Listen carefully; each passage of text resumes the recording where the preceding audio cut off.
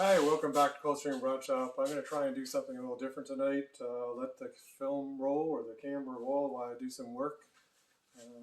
Been told people like to see sparks and welding.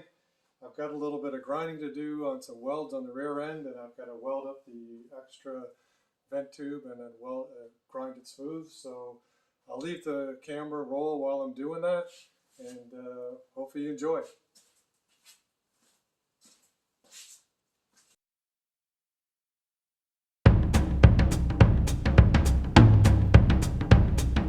All right.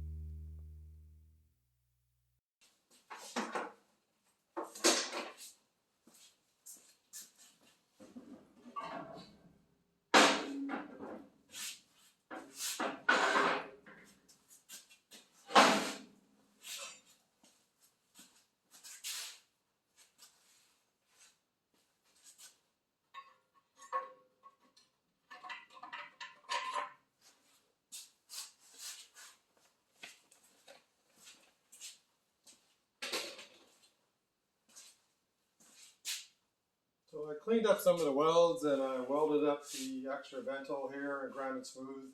I've got a new ventole on the top, so the vent's going to go on there. There's a flex line that attaches to the vent. So basically what I did mostly was just a little cosmetic work, cleaning up some of the welds and just tidying it up a little bit. The next thing I'm going to do is I'll sandblast the rear end.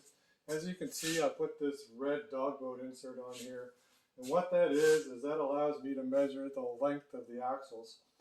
What I've done, I've bought some cut to fit axles. I'll just grab one and I'll show you.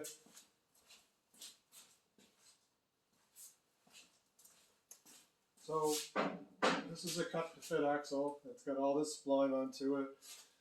With the dog boat insert, what it allows me to do is, I'll get a measuring tape.